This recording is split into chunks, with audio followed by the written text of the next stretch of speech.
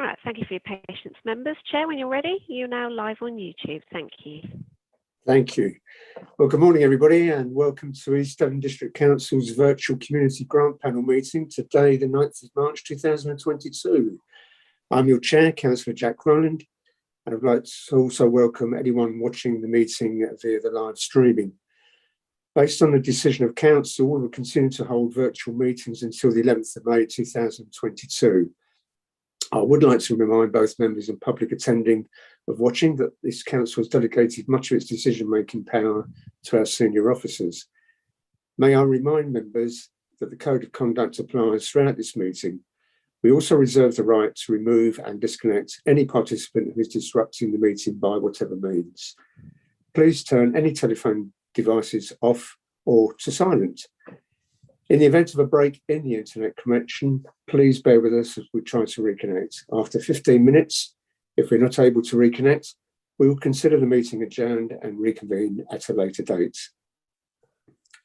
If you wish to comment, please raise your electronic hand and wait to be called. We will now start the meeting by doing a roll call of committee members here present. Over to you, Debbie. Thank you, Chair. I'll start with you, Councillor Rowland. Present and almost correct. Thank you. Councillor Bailey, please. Present. Thank you. Councillor Key. Present. Thank you. Councillor Loudon, I don't see online. Councillor Parr, please. Present. Thank you. Councillor Pook, I've had apologies from. And Councillor Ranger, please. Present. Thank you. I can confirm that you're core today, Chair, if you'd like to continue. Thank you. Thanks very much, Debbie. And I also noticed that Councillor Paul Arnold has joined us this morning as well. So welcome to Paul. Thank you, Chair. I'm not really sure if I think I'm allowed to be here, aren't I? Just sort of, it went out to all members, this invitation. So I thought I'd come in, but I'm very happy to leave. Quite happy for you to stay. And sit quietly. Thank you very much. Thank you. Okay. So we move on to agenda item 1, which is public speaking. I don't believe we have any public speakers registered to speak. No, we don't, Chair. Thanks. Thank you. So agenda item 2 is minutes of our previous meeting held on the 2nd of February 2022. If anyone has a comment on the set of minutes from the 2nd of February this year, please do this by raising your electronic hand. If I have no hands raised, I will take this as an indication that you all endorse the minutes. I can't see any electronic hands being raised, so I'll take that as a sign that we all endorse the minutes. Thank you. So agenda item 3 is apologies. Debbie, have we received any? So I have received apologies from Chair from Councillor Pook. Okay. I believe as well Councillor Loudon did indicate as well that he wouldn't be able to attend today. Okay, I'll put down his apologies. Thank you, Chair. Thank you. Thank you very much. So we move on to agenda item 4, declarations of interest. Can I ask Debbie to just run through and see if anybody has any? Yep, Chair. So if anyone's got any declaration, can they please raise their electronic hand? We'll do it that way rather than a roll call. Might be swifter. Okay. Councillor Bailey, have you got one? Just a personal interest. This is Devon County Councillor. Thank you. Thank you. Anyone else, please?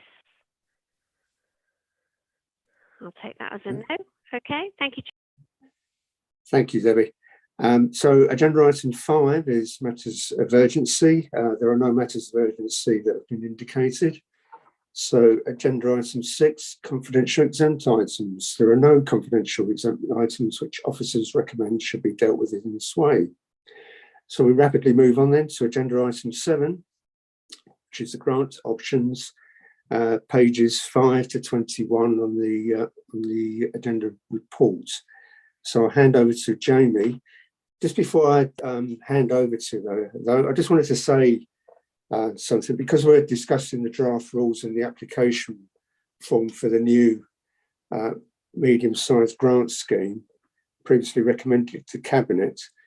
At the Cabinet meeting that was held last week on the 2nd of March, a view was expressed that perhaps we could review the 50% part funding requirements that applicants have to achieve. So if we can bear in mind the views that came out, and it wasn't just from cabinet members, it was also from non-cabinet members last week.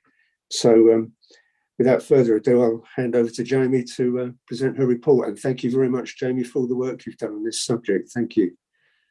Thank you very much, Chair. Just to run through the background briefly, so councillors have decided to withdraw from the Crowdfund Devon partnership, through which we were providing grants from Crowdfund East Devon, which leaves us with around about £74,000 to make a decision on what to do with. That money is technically Devon County Council's, but they had sort of allowed us to keep it and spend it as if it was our money. So we had to get approval from them on whatever we were going to do with it, which they sort of specified needed to be a community grant scheme. And at our last meeting on the 2nd of February, we had a long discussion about what you guys might like to do with this £74,000. And it was recommended that we set up a medium-sized grant scheme, which would sit above our current small community grants, which have been really, really successful, providing grants of £500 to £5,000. With a few more rules in place, such as you've mentioned, the 50% match funding requirement.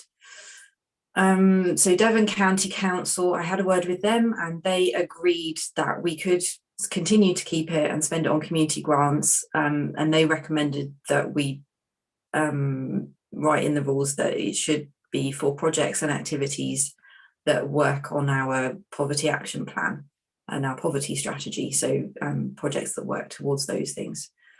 So I drafted up the guidance and drafted up the application form based on that requirement and based on what was recommended by members at our last meeting on the 2nd of February. And it's just having a bit of a discussion about those today, and if there's anything you'd like to change or revisit, that can be done in this meeting. I have proposed it to be a competitive grant scheme because I think we will be oversubscribed.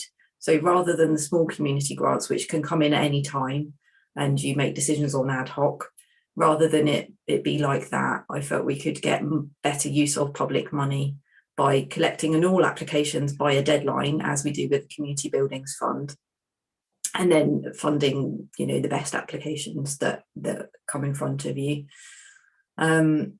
We would be looking to provide these medium-sized community grants around the end of April, once we have withdrawn officially from Crowdfund Devon.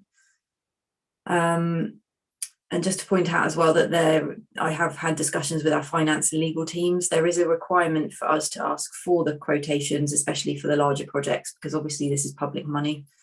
And I have drafted in the rules that town councils are not eligible. That is purely because this panel has decided in the past that town councils can be a lot more self-sustaining. So I have drafted that, but again, you might want to have a discussion about that. So over to you, really. Thank you. Okay, thank you very much for that information, Jamie. So I'll open it up to the panel. Who wishes to go first? Councillor Key, David. Yes, thank you, Jamie. It's very nice to have this money. How long can we hold it for before it has to be used? Is there any dateline on that, please? Not at the moment, no. Okay, lovely. Thank you. Okay, so I've got two further hands raised at the moment. So I think if I've got them in the right order, and I apologise if I haven't, I think Councillor Jess Bailey and then Councillor Val Ranger. So over to you, Jess. Thank you very much. Thank you very much for your report, Jamie. I wasn't 100% clear because it seems to talk about 50% and 70%.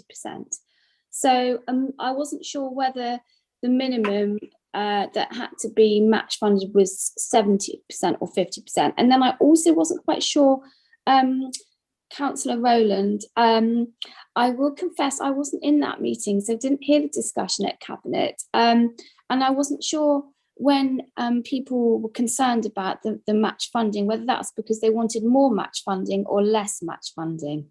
So I just had a couple of questions about that. Thank you. Okay, I'll go first then, Jamie. In terms of the discussion that was held at Cabinet, it was felt that perhaps we could reduce the requirement for the match funding to actually make it easier for some of these projects to come forward. I think I can also, and Jamie might correct me, there's 70% and 50%. As I interpreted that, it was the requirement of anybody coming forward that they'd have to have 70% of the 50% in place already. So it wasn't that they had to have all that 50% secured, it was just that they had to demonstrate they had 70% of the 50% in place. That's my interpretation. Is that correct, Jamie? Yes, that's correct. So, for example, if their project was £10,000, they could only apply to us for 50% of that, so £5,000. They would have to find the other £5,000 from elsewhere, and in order to be eligible for this grant, they would have to have already raised 70% of that £5,000. Thank you. The reason I wrote that in was because this panel has always preferred to be final funder, so they've preferred to have all the other match funding in place before people come to us. But I felt that that might be quite limiting in this current climate. So just giving them that bit of leeway, I thought was quite important. Thank you. Councillor Ranger, Val, over to you. Yes, I don't know if this is the appropriate time to mention it, but my queries were on the questionnaire itself. I did just earlier this morning send a quick note to Jamie and just copied Jack in. So is this the appropriate time to mention the questionnaire itself? Yeah, go ahead, Val. So I'm looking at the questionnaire and it's under checklist and it's point 3. And it says, is your project not for ongoing costs? I find it's almost sort of double negative for me. So I think I realise at the top it says, if you answer no to any of the following questions, you're not eligible for this funding. But I think a question like, is your project not for ongoing costs? Confusing. I think it would be better to say, is this for ongoing costs, and either have it in separate somewhere else where it says, you know, you wouldn't be eligible if this is for ongoing costs. And it is repeated in paragraph 12, where it says, still on number 3, has your project previously not had any funding from East Devon District Council? I think that's one of those, you'll think, you know, I think it would be better to say, has your project previously had funding? If so, it's not eligible. I don't know what other people think, if other people can see that document, but that, yeah, I think they're very confusing, that not word in there. Either needs to be reworded or go in a different section where it says you won't be eligible A, B, C, and D. Yes, that's my comment. Okay, Val, thanks for that. Can I make a suggestion? Perhaps if we agree the actual rules and make a recommendation about that, and then as a second part, perhaps we could look at the actual questionnaire and make any recommendations about any changes, if we can come back to that. So, Jess, over to you. Thank you. Yes, I was obviously pleased that Devon County have allowed us to keep the money, but I didn't expect it to be restricted to only an association with the poverty strategy. I thought that because the money had been available, I mean, when it was in the crowdfunder scheme, it wasn't restricted. And always my concern is that, you know, there may be other really good projects out there, but because they don't fit within the poverty strategy or the aims of the poverty strategy, they may not be approved. So I was just a bit surprised by that, because I'm not sure what the logic is, because we're really just continuing on distributing funds to good causes. But it just we're doing it in a different way. So I don't really understand why, if it was crowdfunded before and it's a traditional grant scheme now, why that's been restricted to only items for the poverty plan, poverty strategy. Thanks. Thanks, Jess. Jamie, do you want to come back on that point as you had the discussions with Devon County Council? Thank you. Yes. So that is sort of their requirement at the moment. Whenever we change the use of this money, which I think this would be the third use of this particular pot, as we're sort of using it and dwindling it down. So that is their requirement, really, that we use it to work towards the aims of our poverty strategy, because that's something that Devon County Council currently see as particularly important. We had a little bit of a discussion as well around the fact that it is only it's quite a lot of money still, and it's going to make a massive difference to a lot of people, but it is still only £74,000, and once it's gone, it's gone. So there was a feeling as well that we needed to restrict it slightly so that it didn't just all get allocated very quickly. And we had a bit of a discussion about something else too, but I can't quite remember what that was. But yeah, essentially that is Devon County Council's requirement, really, if we wish to keep the money and use it for community grants. Okay, Jess, are you okay with Jamie's response? Or have you got a further question? I guess the response is the response, but I would say, well, that I think always the worry that I have with funding, and this was the worry that I had with crowdfunder, is that actually there was a lot of need out there, but it didn't get spent. And my worry is that, you know, this money will continue to be unspent, perhaps because it's a little restrictive. I don't know. Do you want to come back on that, Jamie, or because I can also make a comment on that as well? But yeah, I think partly to allay some of your fears, I've had a good read of the poverty action plan and the poverty strategy, and there are a lot of projects that would fit within that. And I know of some very good, very active community groups at the moment that would certainly apply for that money and make use of it. So I know that the demand is out there, and it is quite broad once you start looking into it a bit more. It's not just about, you know, food banks, it's also about mental health, and it's about health and well-being, healthy cooking, debt management, helping people to you know, energy efficiency measures. It's about events that help people learn about budgeting and help people learn about energy efficiency measures. So yeah, it is quite broad. Obviously it's not as broad as if we were to have the same criteria as the small community grants, which is the council plan and the poverty strategy. But yeah, those sort of shared slightly Devon County Council's concerns that if we broadened it out to the council plan and the poverty strategy, we would get deluged with projects and could only afford to fund a few of those, which I sort of felt would be a shame. Hopefully that helps answer some. Thanks, Jamie.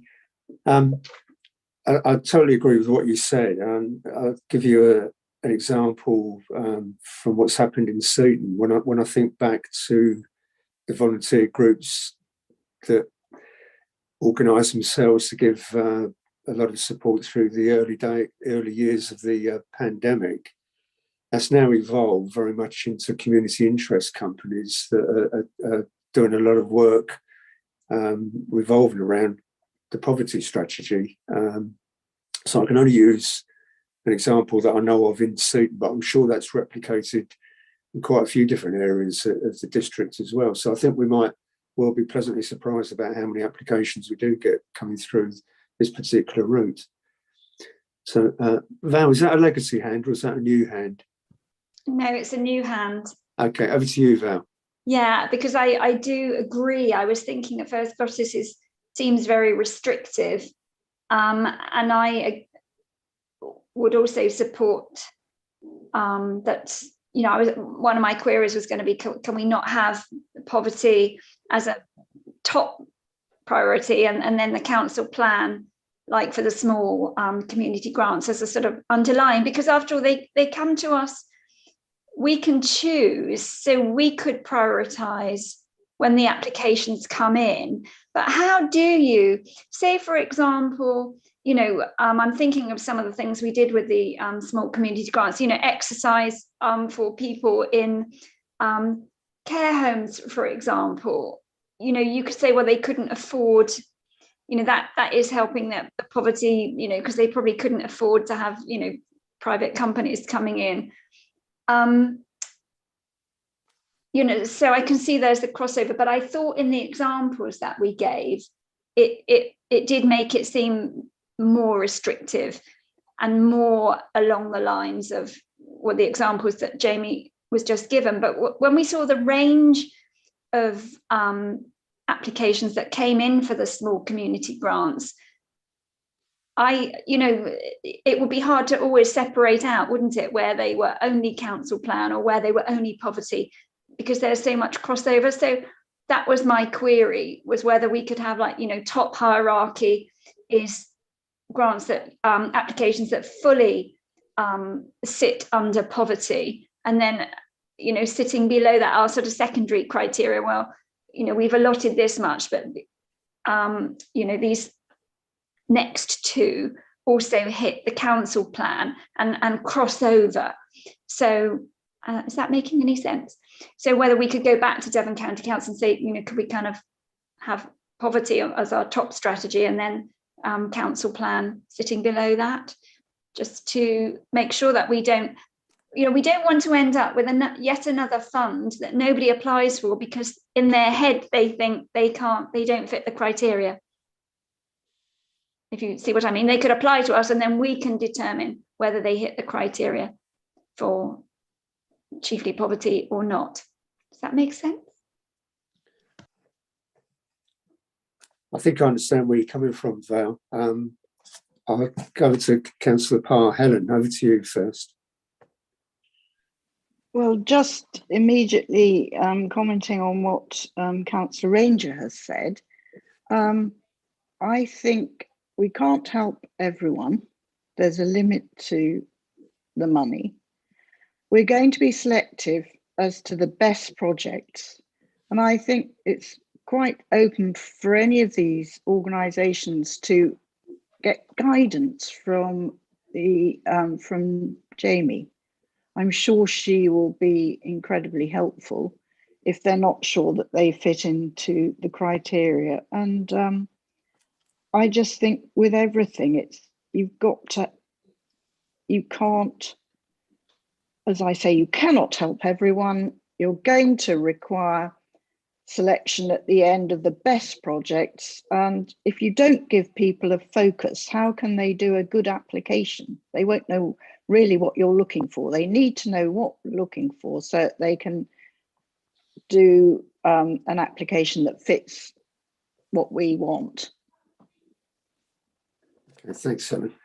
I tend to agree, really. We've got this one pot of money that we can use. We've already had the comments back. I mean, it's good as well that Jamie's managed to get the agreement from Devon County Council that we can use this money, which is actually their money that they provided in the first place. So it's a one-off pot of money. As I said, I think we might be pleasantly surprised about how many applications we might be receiving through this route as the rules stand at the moment. We can debate as well about the amounts, the maximum amount, and perhaps the funding requirements. But I think as well, if we publicise this as well, and I think it's with local knowledge that councillors have, they could well know groups within their own patches that they could actually, if they're not already aware of this through the publicity that we give out, is to encourage them perhaps to look at this as well. So I think there's an onus on councils to make sure that they use the knowledge within their own patches for people that could benefit from this. Councillor Key, David, over to you. Yes, I mean, the thing is, I mean, I've taken on board what everybody's been saying. In actual fact, I mean, whoever applies for this, right, all of these cases will be censored and will be discussed. So I don't think there's going to be any that are going to actually get money that don't deserve it. because we should be censoring all of them. So therefore, I mean, irrespective of how, because I believe on the last ones that Jamie sent through, on the £500 ones, I mean, there are some that have not been eligible. So fine. I mean, so I think every one that is sent in, every application that is sent in is going to be censored. And so hopefully none of them will actually be getting something that they don't deserve. Thank you. Thank you, David. I think as well, to point out, I'm not, as I'm also a cabinet member, I don't propose taking part in the vote in this unless I'm have to give a casting vote at the end of this. So I won't take part in the vote as I'm a cabinet member. So over to you, Jess. I don't think, just coming back to Councillor Key's comment, I don't think I'm concerned. Well, I'm not concerned about, people getting things they don't deserve. What I'm concerned about is that actually being too restrictive. So the money remains unspent, because it's been unspent for a really long time, hasn't it? I mean, 4 years, something like that. That this money, instead of sitting in East Devon's, it could have been for other projects. It could have been for projects that weren't poverty related, such as community groups with other aspirations.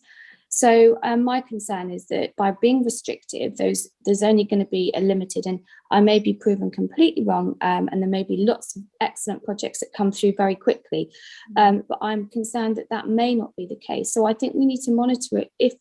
If this is going to be the the way forward, then I think we need to monitor it really quickly, really carefully, so that if in 3 months' time there's only a really few that have come forward, then I think we need to do something about it. I mean, to me, it's not entirely logical that the money that was used, that has been sitting there for 4 years, could be used for any, a wide range, but it's now suddenly being restricted. I understand that there's a limited pot, but it just doesn't seem entirely logical. And I would prefer to be open and to get the money into good causes, regardless of whether it satisfies those requirements. And I think, yes, people will come forward and will scrutinise everything that comes forward, but effectively we're cutting off potentially loads of projects before they even get to us by setting a more restrictive criteria.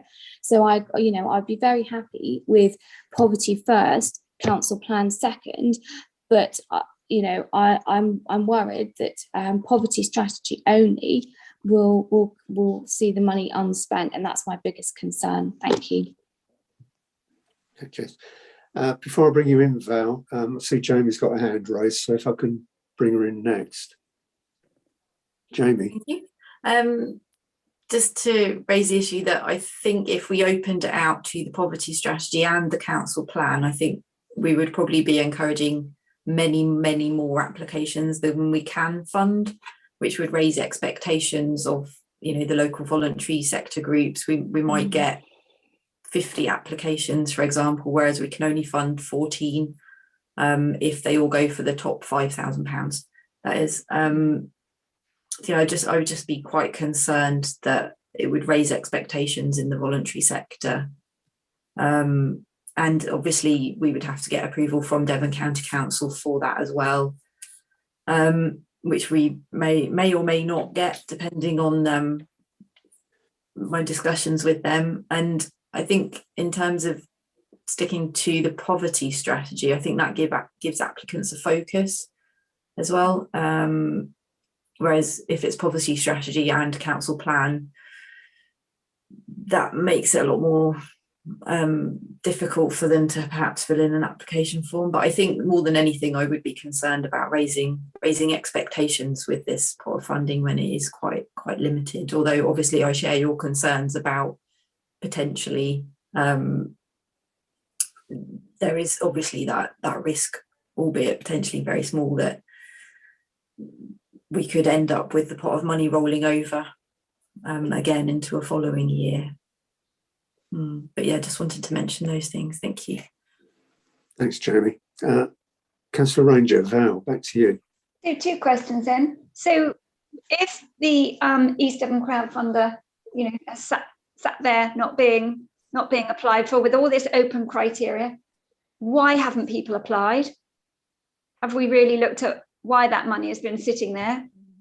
And secondly, if we don't get inundated with applications, as we hope we would under the poverty strategy, what is the timescale to change the criteria? Thank you. Thank you, Val. I think we're getting to the stage, if somebody can come forward with a recommendation. I think if we can look at, before we look at the actual application form, if we can agree, one, are we still talking about a range of 500 to 5,000? And secondly, are we talking about keeping to the 50% criteria about having the requirement to have that funding in place as well? Or are we looking at potentially reducing the 50% to a lower figure, which could encourage more people to be coming forward, which could actually tackle the issues that's been talked about? Jamie, you wish to come back? Thank you, Chair. Just to answer Val's comment slightly. So why didn't people apply to crowdfunding? The impression that I got from talking to various voluntary and community groups was that it was the process that put them off, not the criteria. It was purely the fact that they had to put extra work in, and it was something that they hadn't done before, so they weren't experienced in it, so they weren't particularly comfortable with it. And a lot of the projects that were successful, it was a case of me hand-holding them through the process in a lot of cases. So yeah, I think that was the process, just to answer that one for you. Thank you. Okay, thanks, Jamie. Councillor Power, Helen. Yes, well, I'm happy to propose what Jamie's put forward, because I think it's quite reasonable that we should want a minimum of 50% of the total funding to come from elsewhere. We always want to be the final funder. And also, they've only got to raise 70% of that before we can consider them. And I think the focus is correct. And we're not going to launch this until, is it April, May? Right. So when it's launched, or when people can apply, from then on, we're going to close it and possibly have a second lot of applications. So there's going to be a window when people can apply. I think it's, I think the reporter's got it right. I don't want to alter anything about the recommendation that is here in front of us, so I'll propose it. Thank you, Councillor Parr. Is there a seconder for that? Yes, I'm quite happy to second that. Councillor Rowland. Thank you, Councillor Key. Okay, so now we've had the recommendation moved and seconded. Can we go to a vote? And we're just talking about the criteria at the moment, not the actual application form, which we'll come on to as a second part. So, Jess, you wish to come back before we go to a vote? Yeah, I mean, I guess, you know, if push comes to shove, that I'd be happy to go ahead with that. But I really would want, you know, some clarity from within, say, 3 months of that scheme opening, how many have come forward, so that then we can actually change it. Because I think that we have to, you know, be alive to the fact that you know, the applications may not come forward. So I just wouldn't want it to drag on without any, you know, so that we can review it quickly if that money is not being spent. Thank you. Or not being applied for. Thank you. Okay. Are you actually adding an amendment into what's being put forward then, Jess? Yes, please. Yeah, I would second. So you're actually putting forward, if I've understood you correctly, that we actually review the number of applications we received by, so beginning of August. Would you be prepared to accept that, Yeah. Councillor Parr, as part of your recommendation? Could I Yes, hear what Jamie wants to say? I'm happy to recommend that. Can I just hear what Jamie wants to say? Jamie, over to you. And I see Debbie's got a hand up raised as well. Jamie. Thank you. I don't know if it's appropriate for me to say something here, but the first closing date that I suggested is the 30th of September. And I wouldn't normally expect applications to come in really until about 2 or 3 weeks before that. So an option you may want to think about is see how the first funding deadline goes on the 30th of September. And then there's 4 months in between that and the second one that I've suggested, I think. So if applications aren't coming in for the first deadline, we look to change it for the second deadline. Yes. That might be an option you want to think about. Yeah, I think that makes absolute sense. Extremely helpful. Thank you. So that's my proposal with that. Okay. And Councillor Key, you seconded the original proposal, so you presumably are still happy with what Jamie just said as well? He seems to have disappeared. Debbie, you had your hand raised. Can I bring you in at this point? Yeah, of course, Chair. Jamie has beaten me to it. I was just going to suggest, as the report set out, the time for reviewing is after that first closing date and before you're looking at launching the second round. And I think that gives the panel adequate time that if they do feel that the number of applications is very low, that's your window of opportunity to review it. And perhaps, worst case scenario, if it is really low, it gives some ammunition for Jamie to go back to the county to change the criteria that they've specified. I think you're in dangerous territory to kind of dictate for someone else's money to change that. So, but Chair, you've got a proposer and seconder. If everyone is happy that that includes a period of monitoring after the first closing date, we can go to a vote, Chair. Okay. Nice to see you back, David. So we'll go to a vote then, and in time-honoured fashion, if we can put green ticks if we're in favour, red crosses if we're against, or if we're abstaining, raising your electronic hand. As I said, Chair, I won't vote, so it looks like it's just carried, Debbie. It is carried, Chair. Yes, thank you. Thank you very much, everybody. So thank you for that. If we can then move on to look at the actual application form. That I don't know if you want to repeat what you said before for the benefit of other members. Thank you. Yeah, so it's on the application form then, it's on under part A, checklist, section 3, and it says if you answer no to any of the following questions, you're not eligible for this funding. Paragraph 3 in that list says, is your project not for ongoing costs? And in paragraph 12, it says, has your project previously not had any funding from East Devon District Council? I think the use of the word not in those sentences is confusing. And I think those two sections either need to come out and go under a section that says you're not eligible under this criteria. You know, if you've previously had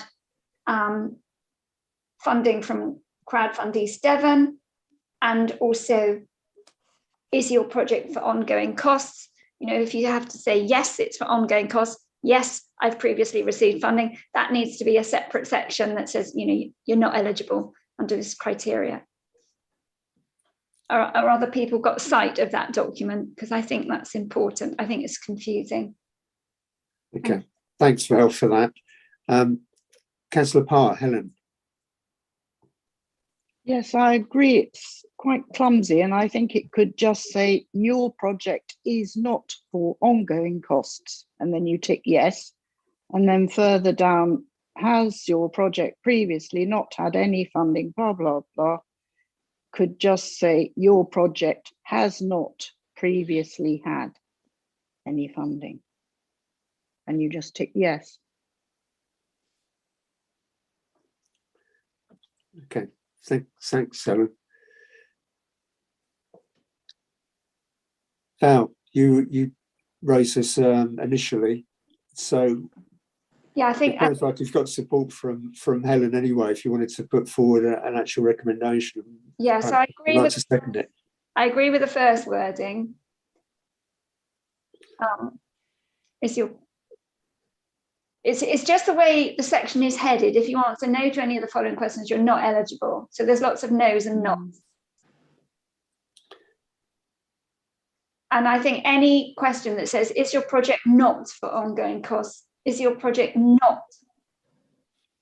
Have you previously not had any funding? I just think that is very clumsy and unclear. So I think anything which has any of those sentences that have the word not in either need completely rewording or putting in a separate section. Because this section is headed, if you answer no to any of the following questions, perhaps there should be, if you answer yes to any of the following questions, you're not eligible, a separate section. And it is in no way critical. It's hard to put these forms together, but I just think that the not, it's like the double negative. And yeah, I think it either needs to be a separate section. I think it needs to be a separate section. Okay, Val. Before I bring Councillor Key, David back in, can I see Jamie's got a hand raised. If I can ask Jamie to comment at this point. Thank you. Yeah, having looked at it again, I would completely agree. And sorry about that. I think it would work better as a separate section, really, wouldn't it? Yeah, which says, question 4, if you answer yes, and then write it so it isn't so negative. Yeah, thank you. Okay, thanks, Jamie. Councillor Key, David, and then I'll go back to Val and Helen. Yeah, that's okay. That's fine. I mean, yes, in actual fact, I mean, I can quite see what Councillor Ranger is saying, and I did feel that what Councillor Parr said more or less clarified the situation. Okay. Well, I think we're all in agreement it needs amending, and I think Jamie's taken that on board. So does somebody want to make a formal recommendation that can now be put forward for clarity for Jamie and be seconded? Val, as you raise this, can you come up with the wording that? So I agree with what Jamie has just said, that I'm happy with the form. I just think we need that extra section that says if you answer yes to these, you won't be eligible. And I think that would be absolutely fine. Okay, thanks, Val. Happy with that as a seconder, Helen? Yeah, thank you. So, David, you've got your hand raised again. Do you want to come back? Oh, in actual fact, I was going to second it. That was all. Well, I think Helen had already beaten you to that much earlier, actually. So thank you anyway. So I think we can, Debbie, can we go to a vote if you're clear about what we're voting on? Absolutely, Chair. Yep. So members, if you could please use your green tick if you're in support, red cross if you're against, or raise your electronic hand if you are abstaining.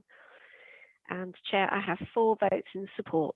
So that's carried. Thank you. Thank you very much. So thank you, everybody. That actually brings our meeting to an end. And I'd like to thank everyone, including any members of the public watching online, for taking part. However, can I just remind all those present that the supporting officer will confirm when the meeting is no longer being recorded or going live. And until then, your comments will be live to the public. Thank you. Thank you. Thanks, everyone. Thank you, Chair.